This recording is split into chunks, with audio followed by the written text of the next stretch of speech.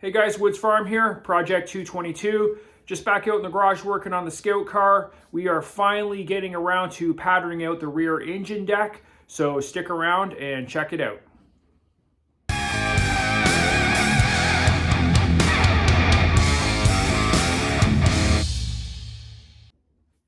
Okay guys, the time's finally here. I've been talking about it in the last couple of videos, but we're finally at the point where we're going to pattern out the rear engine deck.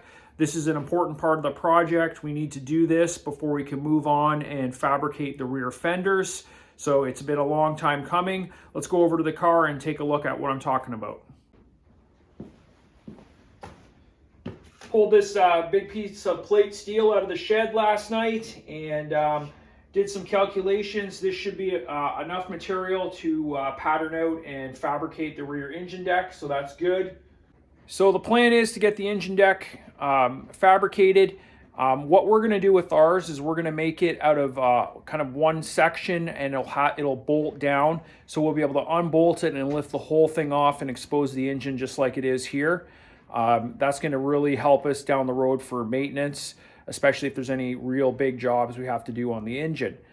The original had 3 hatches, and it also had a back part that folded down to give you kind of better access to the overall engine. So we'll take a look at the diagrams and I'll show you what it looks like. Okay, so it's this section at the back that we're going to be working on. The idea is the whole thing is going to bolt down onto a flange and it'll be able to lift up.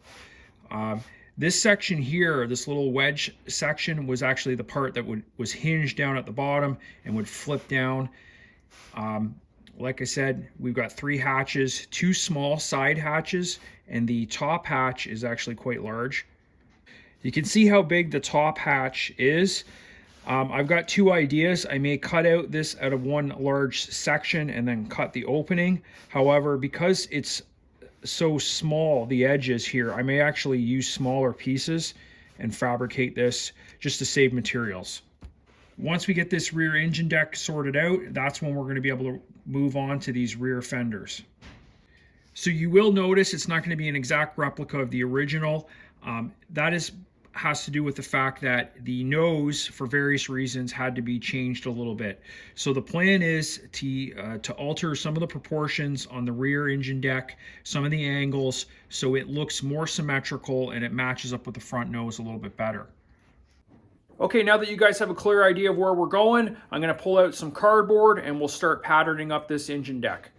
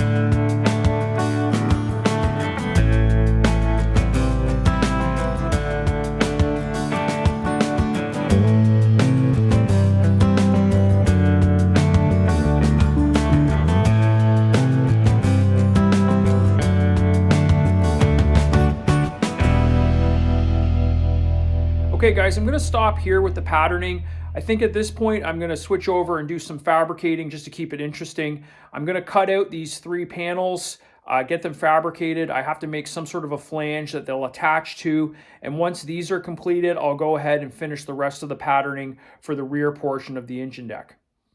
Okay, another thing to consider are the hatches. There's a larger one for the top and 2 smaller ones for the sides. However, I'm going to wait until a little bit later in the build I'm going to do these at the same time that I do the doors because they're all going to be cut out of the same 1/4 inch material. And I'm also going to have to fabricate similar heavy duty hinges for the doors and these hatches.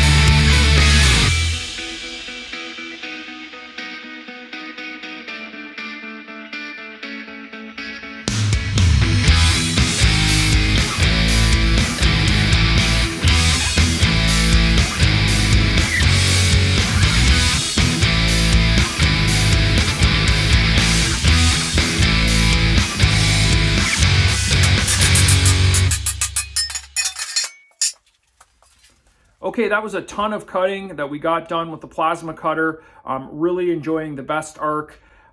Took me a while to kind of dial in the settings and get a feel for it. Also kind of figuring out the best way to set up the straight edges to make straight cuts. But now that I got all that figured out, it's going pretty smoothly. If I had to do all that cutting with the grinder and a zip cut, it probably would have taken at least a dozen discs and probably twice as long to do the cutting. So in the long run, the plasma cutter is definitely going to pay for itself.